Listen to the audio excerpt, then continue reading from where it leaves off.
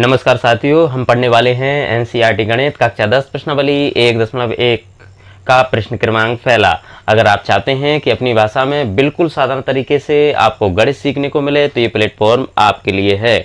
बस शर्त इतनी है कि आपको वीडियो पूरा देखना है। अगर आपने वीडियो पूरा देखा तो इस बात की मैं गारंटी लेता हूं कि इन सवालों को आपको दोबारा कहीं पर देखने की जरूरत नहीं पड़ेगी। तो आइए इस सवाल को हम करते हैं। ये है प्रश्नावली 1.1 का पहला प्रश्न। इसमें है कि निम्नलिखित संख्याओं को अभाज्य गुणनखंड के रूप में व्यक्त कीजिए। यानी कि जो संख्याएं दी गई हैं वो क्या है, भाज्य हैं और हमें इस किसमें व्यक्त करना है, अभाज्य गुणनखंड के रूप में। तो सबसे पहले हम ये समझते हैं कि भाज्य और अभाज्य क्या होता है। तो जिसमें स्वयं का उसी संख्या का स्वयं का या उसी संख्या का या एक का, उसके अलावा किसी एक और संख्या का फाड़ा चला जाता है तो वो होती है भाज्य, और बाकी जिसमें स्वयं का और एक का फाड़ा ही जाता है वो होती है अभाज्य। तो अभाज्य संख्या कहाँ से स्टार्ट होती है, पहली है 2, फिर 3, 5, 7, 11, 13, 17, 19। इस प्रकार ये अभाज्य संख्या होती है। तो सबसे पहले अब इसका हम गुणनखंड के रूप में व्यक्त करेंगे। तो ये लिख लेते हैं इस तरह से। ये लिख लिया है हमने 140। अब अगर लास्ट में 0 आता है, 2 आता है, 4 आता है, 0 आए, 2 आए, 4 आए, 6 आए या 8 आए, तो हमको यहाँ पर क्या है, 2 का फाड़ा इसमें हमें देना है। अगर 2 का नहीं जाता तो फिर हमें 3 का देखना है। जब 3 का नहीं जाता तो फिर 5 का, 7 का, 11 का, इस तरह हमें इसमें देखना है। तो इसमें पीछे 0 है तो 2 का फाड़ा चला जाएगा। 2 का फाड़ा ऐसा पढ़ेंगे 14 से आगे ना निकले, तो 2 7 14, ये 0 का 0। अब फिर 0 आ रहा है तो 2 का चला जाएगा। 2 का फाड़ा ऐसा पढ़ना है 7 से आगे ना निकले, तो 2 3 6, 3 बार गया।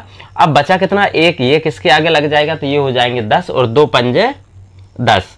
अब इसमें देखो, अगर 2 का तो अब जाएगा नहीं क्योंकि पीछे 5 आ रहा है। इसको प्लस करके देख लेते हैं। 5 और 3 कितने होते हैं, 8। ये 3 के फाड़े में 8 आता ही नहीं है, इसलिए 2 का भी नहीं जाएगा, 3 का भी नहीं जाएगा। अब किसका जाएगा इसमें, 5 का। तो 5 का फाड़ा देंगे इसमें, 5 7 35 और 7 का फाड़ा देंगे 7 कम, क्योंकि 7 स्वयं एक अभाज्य संख्या, तो 7 में 7 का ही जाएगा, 7 कम 7। अब इसको हम जमा लेंगे। तो 140 के सामने क्या आया है, 2 गुणित 2 गुणित 5 गुणित 7। अब यहाँ पर 2 कितना है, 2 2 बार है, इसलिए यहाँ पर हम लिख लेंगे 2 की घात 2 गुणित 5 गुणित 7। ये इसका आंसर है। ये अभाज्य गुणनखंड के रूप में व्यक्त हो गया है। अब इसी प्रकार इसका हम दूसरा सवाल करेंगे। तो दूसरा का भी पहले हम गुणनखंड कर लेते हैं। ये हो गया 156। इसमें भी लास्ट में क्या आ रहा है, 6 आ रहा है, तो इसमें 2 का फाड़ा चला जाएगा। 2 का फाड़ा हमें ऐसा पढ़ना है, पहले तो 15 से आगे ना निकले, तो 2 7 14, 7 बार गया, एक बचा, ये किसके आगे लग जाएगा तो ये हो जाएंगे 16 और 2 8 16। अब फिर लास्ट में 8 आ रहा है तो 2 का चला जाएगा, 2 3 6, एक बचा, ये 18 हो गया, 2 नाम 18। अब क्या है, इसमें लास्ट में 9 आ रहा है तो 2 का नहीं जाएगा, इनको जोड़कर देख लेते हैं। 9 और 3 कितनी होती है, 12, यानी 3 के फाड़े में आती है, इसलिए इसमें 3 का ही देना है। 3 कम 3 और 3 2 3 तिया 9। अब 13 क्या है, स्वयं एक अभाज्य संख्या है, इसलिए 13 में 13 का ही देंगे। अब इसको भी जमा लेंगे हम। 156 के सामने क्या आया है, 2 गुणित 2 गुणित 3 गुणित 13।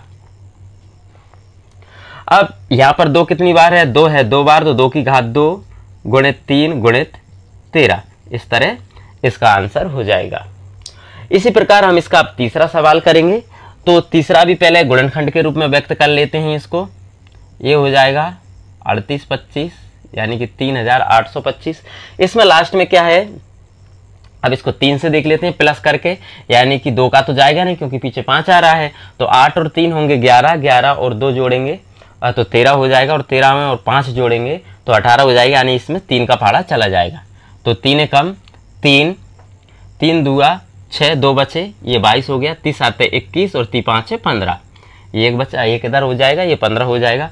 अब इसमें फिर 3 का देके देख लेते हैं, यानी कि पहले देख लेंगे कि 2 और 1 कितना हो गया है, 3 और 5, यानी कि 15 हो रहा है। 15 अब 3 के फाड़े में जाता है, तो 3 चौके 12 और 3 दूनी 6, 3 5 15। अब इसमें फिर 3 देख लेते हैं कि 4 और 2 होती हैं 6, 6 5 11, यानी कि 3 का फाड़ा नहीं जाएगा। अब इसमें हम जब 3 का नहीं जाएगा तो 5 का देंगे। 5 अट्टे होते हैं 40 और 2 बचे 5 25। अब इसमें फिर देख लेंगे, इसमें लास्ट में 5 आ रहा है तो हमें 5 का फाड़ा देंगे। इसमें 5 कम 5, 3 बचे, ये 35 हो जाएगा, 5 7 35। अब 17 क्या स्वयं अभाज्य संख्या, इसलिए 17 में हम 17 का ही देंगे। अब इसको भी जमा लेंगे, ये है 38 25, इसके सामने क्या आया है, तो इसके सामने आया है 3 गुणित 3 गुणित 5 गुणित 5 गुणित 17। अब 3 कितनी बार है, 3 2 बार है और 5 भी 2 बार है, इसलिए हम इसको लिखेंगे 3 की घात 2 गुणित 5 की घात 2 गुणित 17। ये आंसर है। इसी प्रकार हम इसका 5वां करेंगे। सबसे पहले उसको भी हम अभाज्य गुणनखंड के रूप में व्यक्त कर लेते हैं। तो ये है, इधर यहाँ कर लेंगे 5005। लास्ट में इसमें 5 आ रहा है तो हम 5 का ही देंगे। तो यहाँ पर देंगे 5 एकम 5 0 0 5 एकम 5। अब इसमें लास्ट में 1 आ रहा है तो 5 का जाएगा ही नहीं। अब इसमें किसका देंगे, हम 7 का ट्राई करते हैं। तो 7 का फाड़ा हमें ऐसे पढ़ना, 10 से आगे ना निकले, 7 एकम 7, एक बार गया, 3 बचे, ये 30 हो गए, 7 चौके 28, 2 बचे और 7 तिया 21। अब इसमें क्या है, 7 का, क्योंकि इसको 7 का जाएगा नहीं, इसमें जाएगा अब 11 का। 7 के बाद 7 का नहीं जाएगा तो किसका जाएगा, 11 का देंगे। 11 कम 11, 3 बचे, ये 33 हो गए, 11 तिया 33, यानी 13 में 13 का ही जाएगा। 13 क्योंकि स्वयं एक अभाज्य संख्या है। तो अब इसको भी हम लिखते हैं, ये हो जाएगा 5005। ये इसके सामने क्या आया है, 5 गुणित 7 गुणित 11 गुणित 13, और इसमें कोई डबल नहीं है, इसलिए यही इसका आंसर रहेगा। इसी प्रकार इसका उसको भी हम सबसे पहले अभाज्य गुणनखंड के रूप में व्यक्त कर लेंगे। तो ये 7 4 2 9 में जाएगा सीधा 17 का फाड़ा। तो हम 17 का देंगे।